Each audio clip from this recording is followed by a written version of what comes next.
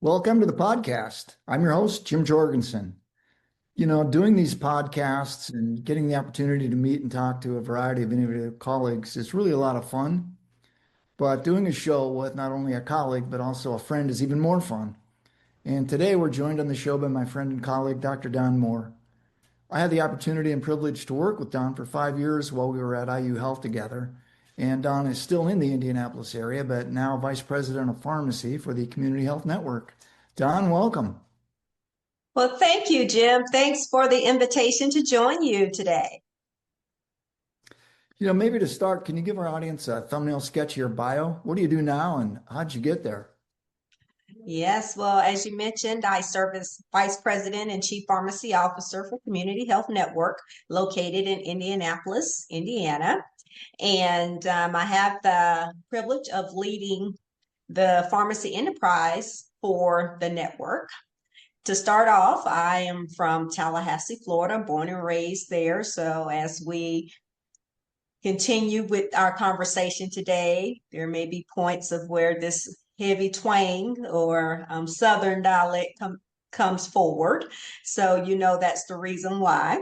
But just as I mentioned, I'm from Tallahassee, Florida, and I attended Florida A&M University for pharmacy school. So I am a Rattler by heart. And then I transitioned to University of Wisconsin in Madison, Wisconsin for my residency and master's program. So I became a Badger. Then I took my first job at the University of Iowa, and I worked as assistant director of pharmacy there for 6 years. After that time, I moved to the great state of Indiana and joined IU Health. Back then it was called Clarion. And that's, as you mentioned, Jim, we had an opportunity to work together. And this is where you paved the way for a vice president, chief pharmacy officer role, which I'm so grateful.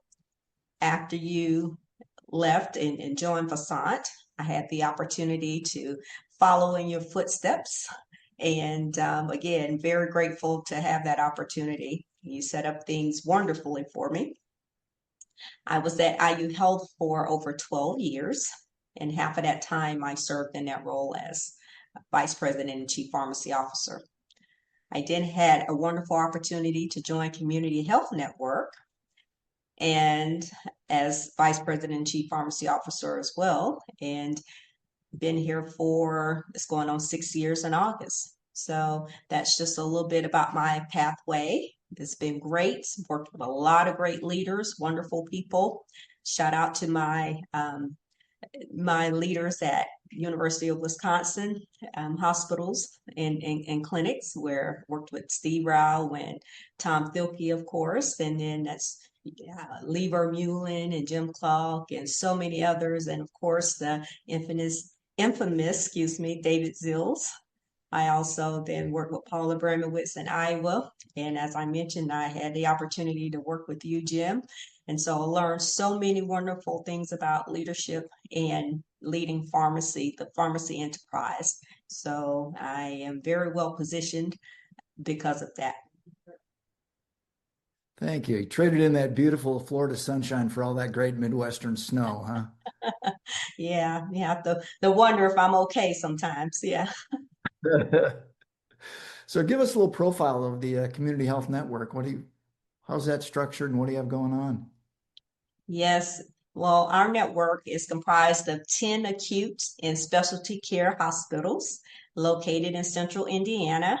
We have 17,000 caregivers and 2,500 providers and operate in over 200 sites of care. We serve approximately 725,000 patients annually.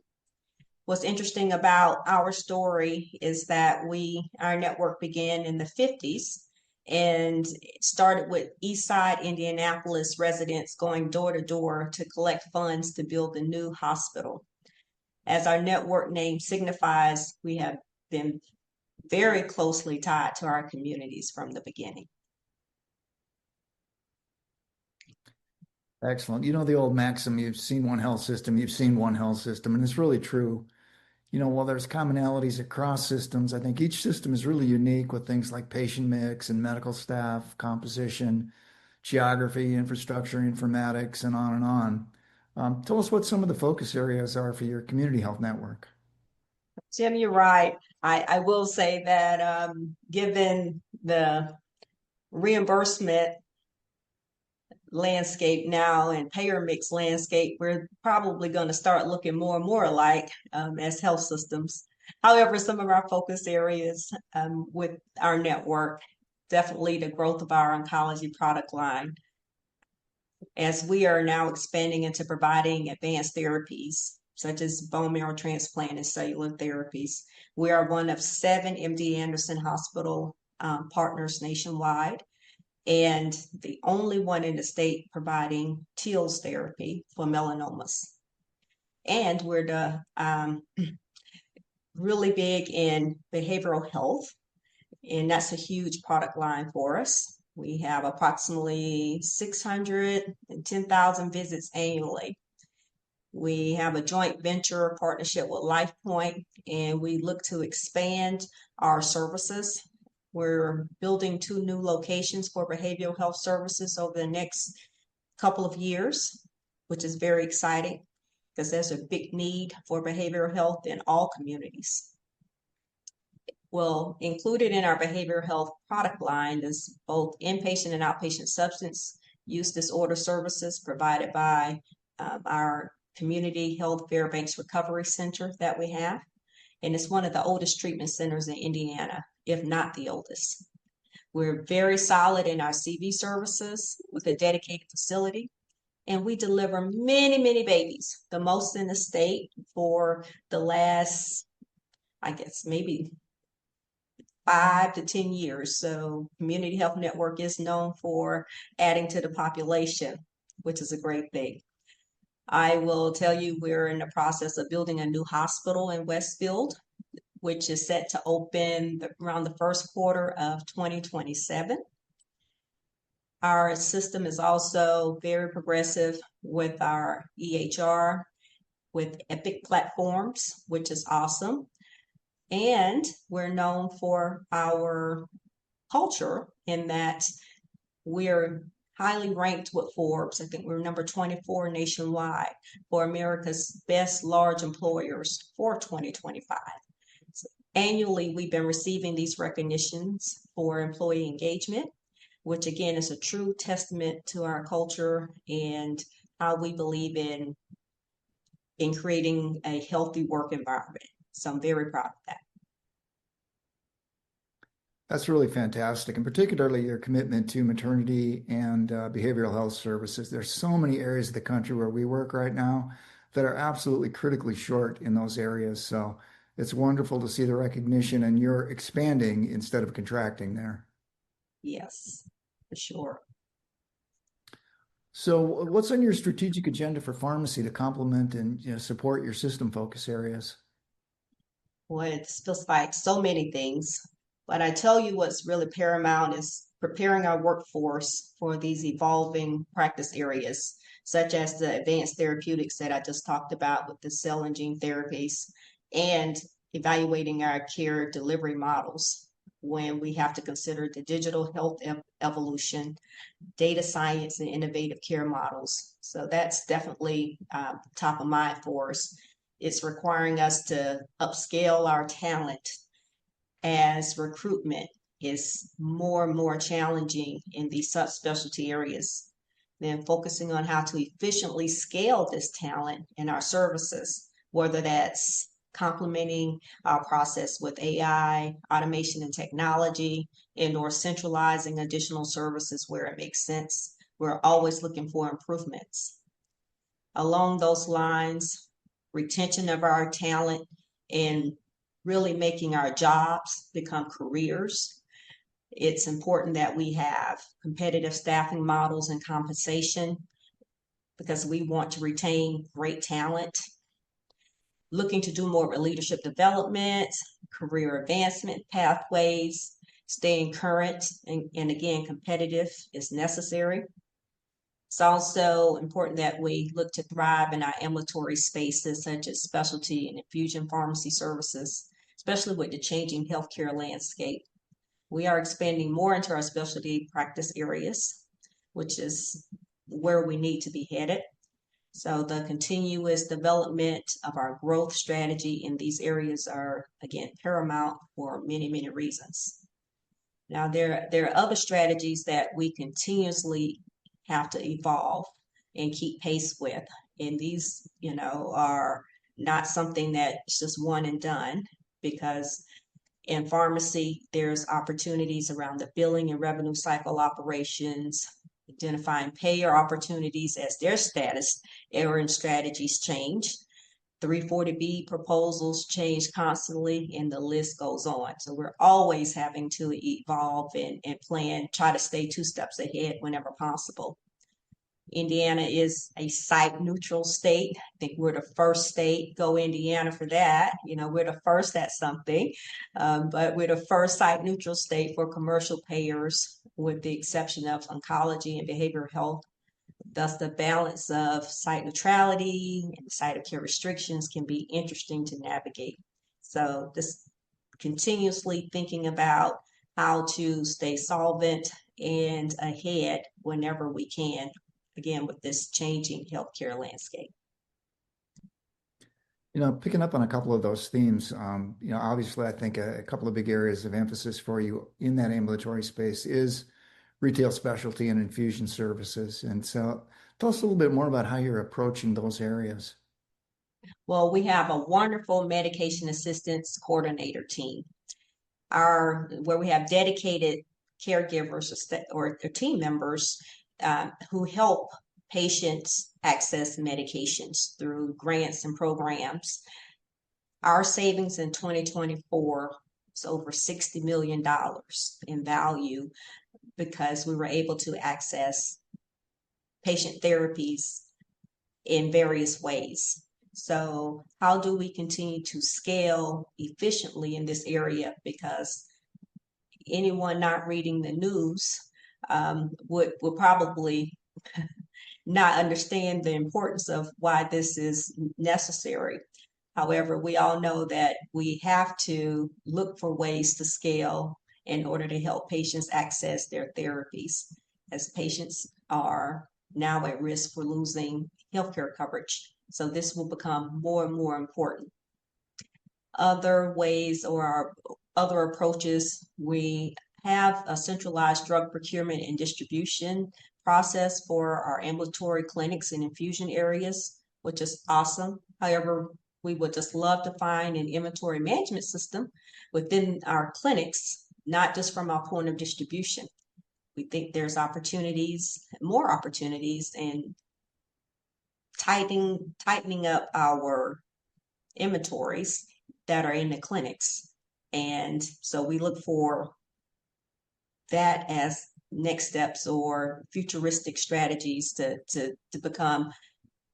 handle our physical responsibilities. We're also thinking about centralizing all of our medication prior authorization. Currently, we centralize all of the PAs for our acute care discharges, and we're at the beginning stages of providing the service in our clinic locations. You mentioned infusion business, Jim, that I kind of highlighted earlier, right sizing our infusion business based on the growth opportunity and those payer shifts. So evaluating the cost and reimbursement and appropriate levels of care. And I mentioned growing in our specialty areas, continue to do that. Evaluating our emergency departments for basic medications, as there are becoming fewer and fewer brick and mortar retail pharmacies, or community pharmacies. Shouldn't just say they're retail pharmacies, but community pharmacies. And some may say, well, mail order is increasing. There's other modes of access. However, with social determinants of health challenges, we know that in these critical areas, that might not be sufficient. So patients coming in at the middle of the night may not be able to drive 30 miles away to find a 24-hour pharmacy. So what's our obligation in making sure our patients receive their antibiotics and any type of pain control in a timely fashion? And then one more thing, we're also looking at IV robotics and exploring vendors with that too, especially given our workforce situation in which we need to retain talent. However, how can we automate more than what we're doing right now? Yeah, I think all of that is critical, and it becomes even more critical with, as you mentioned, potential cuts to Medicaid volumes. If we actually do end up seeing 7 to 8 million people nationwide losing Medicaid coverage, those dollars have to be made up somewhere. And certainly pharmacy's in a great position to step up, raise our hand and say, hey, we can help even more than we've been doing. I agree, Jim. One national trend that we're seeing a lot is many systems are creating an enhanced focus on their core services, and there's a greater use of partners with specific expertise to support them in other areas, and that includes pharmacy. And I think that often creates concern with pharmacy leaders, but you've embraced that and taken charge of that narrative. So tell us how you approach this to create the best outcomes for your patient system and your pharmacy service. Yes, great question and observation, Jim. Well, our network values partnerships, including joint ventures. As I kind of mentioned before, we have a joint venture with our behavioral health services. We have a joint venture with home infusion, surgery centers, rehab hospitals. We have a partnership when it comes to retail pharmacy. However, I leverage them differently by incorporating them as members of our team, as we all have accountabilities when it comes to the care of our shared patients. If our network's name is part of their brand, then there should be minimum standards of care and a healthy measure of transparency from an operations standpoint. For examples, my favorite example would be how are controlled substances handled and investigation and escalation processes carried out. It's important that there is alignment, medication safety practices. It's our brand, and patients expect quality and safety. They're not going to put in a newspaper, well, this is the joint venture of our network. No, it's our brand that's on that organization. So the relationships need to be a win-win, patient care, and all partners involved. Now, what does create some uneasiness is access to medications from a retail pharmacy standpoint. I kind of alluded to that from the ED side of things, where they're decreasing 24-hour locations. But in general, locations are closing for community pharmacies. And then we struggle with narrow networks from payers, which makes it harder for patients to go to any pharmacy to access their medication and creates additional barriers to care. So all locations, closing in areas that medication delivery isn't the norm. So people may say, well, you can just, again, get online and order, but everybody may not be able to do that. Social determinants of health, areas in which they live, and may not be safe to order medications online. So just some things we have to ponder. So even with our partnerships, there are situations in which we have to complement or supplement these services as they aren't necessarily comprehensive and are able to completely meet all of our needs in a certain area. So it's times where partnerships and joint ventures work perfectly, and there's times where we have to do a little more to make up for some of the gaps in care. I will also say on the subject of partnerships, and that we do partner with pharma. Pharma reaches out often wanting to partner in care, which is very important because pharma does have some valuable access programs for patients, and they do make life-saving therapies. However, as a true partner, and just wanted to go on record, to say that with our colleagues in pharma, it's important that we keep the partnership in a mutual, respectful manner. I feel a certain kind of way when pharma is coming down on health systems about the misuse of 340B opportunities or funding and support, in which many of our services from the pharmacy standpoint are provided or sponsored. I can tell you that tearing us down publicly over 340B in one sense, but then coming back to want to partner for care in another sense, it's hard to reconcile that because you know the type of care that many of the health systems deliver, and it's a great chance we're jeopardizing access and certain services that patients need to continue to receive. So this is something that we're going to have to evaluate differently and look to improve these relationships and not tarnish the reputation of covered entities. These political theatrics need to cease. So I'm all for partnering, but we need to be respectful, and everyone is not abusing 340B. And I just have to go on record in saying that because really patient care is in jeopardy here. Absolutely agree. And we see so many positive examples of how that program is supporting needs where there probably wouldn't be services available if they didn't have that kind of support, and particularly with smaller rural hospitals. Right? So many of our clients that have small rural hospitals, those discounts are the difference between being in the black and being in the red and closing. Absolutely. Absolutely. This adds to all of the other vulnerabilities within the healthcare ecosystem right now. Yep. Let me pick up on another point you made with infusion and retail specialty. You noted that there is a lot of strong external competition for that business. And oftentimes, what we see are systems that are very concerned that their hospital-based programs just won't be able to compete effectively. But that certainly is not the case at Community Health Network. So, how have you approached this, and what are some of the things that you're doing to effectively capture your own market? Well, I personally feel that providing continuity of care is very, very important. There are many advantages that we can all cite, and I think providers feel that way as well. And providers recognize the challenges with timely access to care. So centralizing our prior auth process has and will continue to help identify who we aren't able to provide care to and perhaps why. Is it due to payer mandates? Does this become a contracting opportunity for us? Is there misinformation or a lack of information regarding our services? And can we educate patients? The rate of growth of certain competitors can be market or geographically dependent. So we'll need to continuously innovate our strategies to compete. It comes down to cost and availability.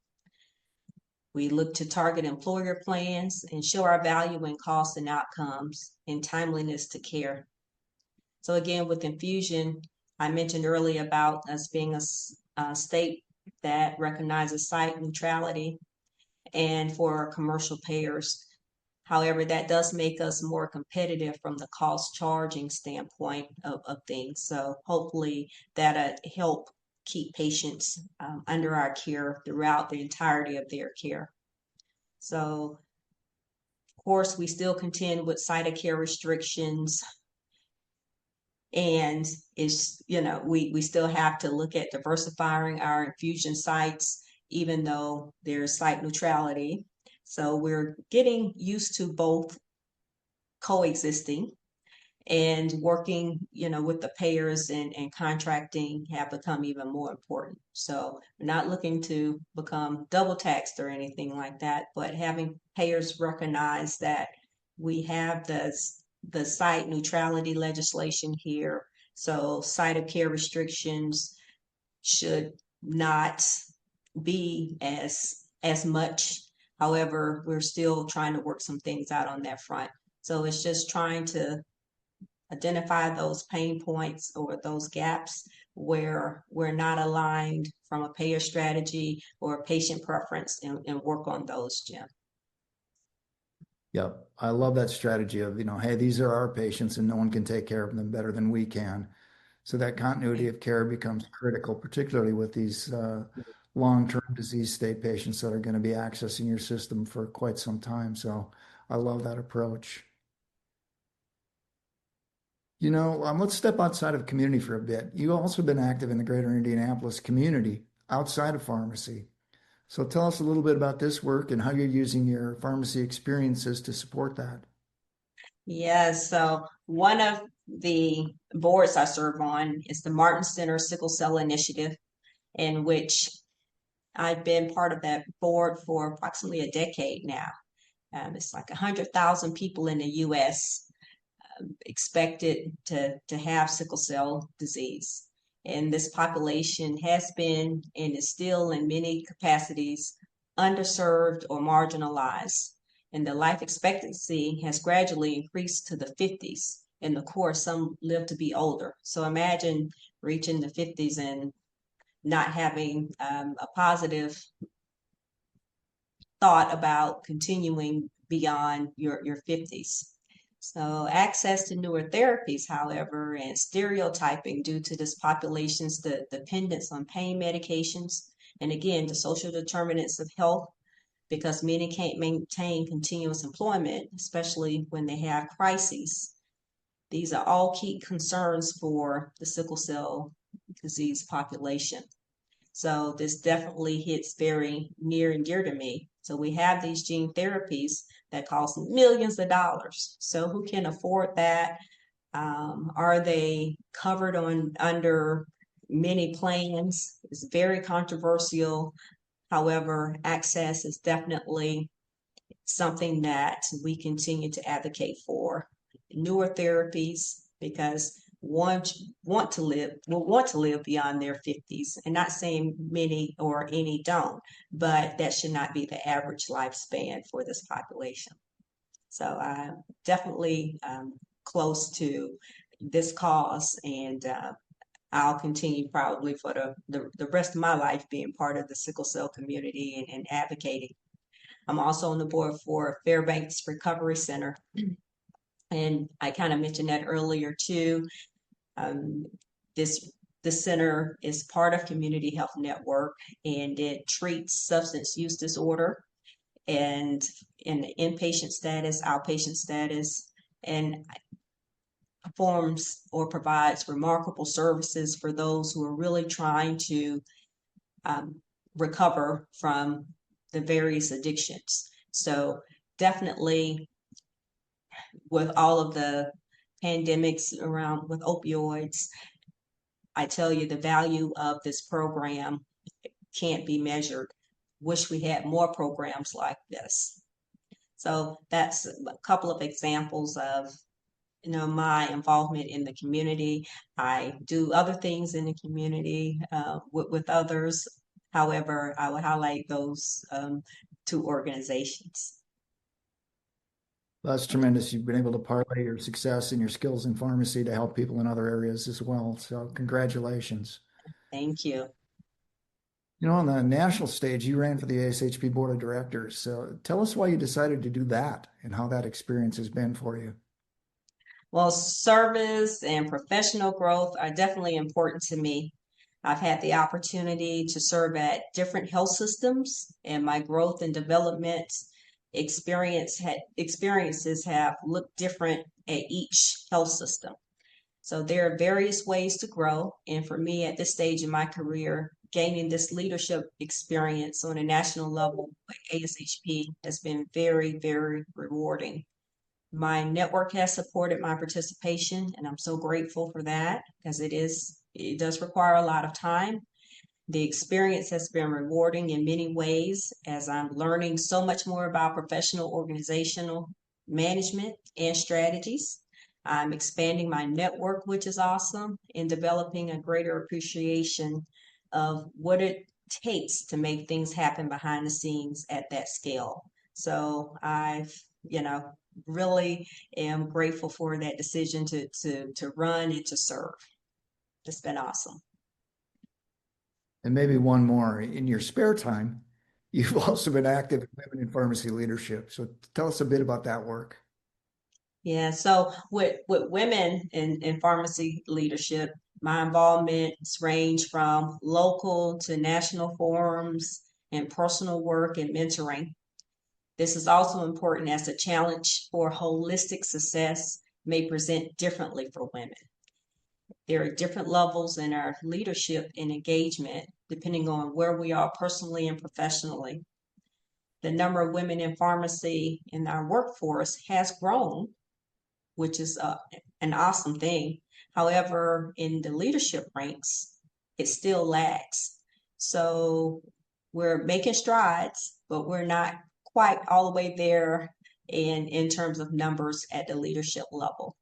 So I am still trying to encourage current pharmacy leaders, women leaders, and we all need encouragement, of course. It works both ways. And those who aspire to go up the ranks in this manner. It definitely makes the workplace better when we have a diverse leadership composition all over. So, yes, important work.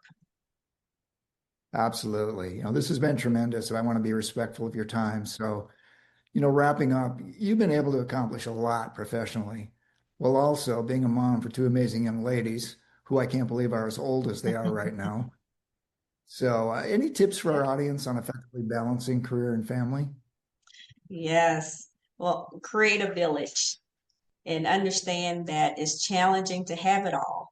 Some people say you can have it all, but it's very challenging, on the realistic side of things. And at times there may be things that you miss when it comes to rearing your kids and also balancing your profession.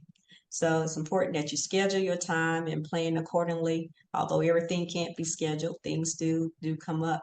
So there now, which I'm so grateful for, especially for younger families, younger heads of families, that there are virtual capabilities that are more acceptable now.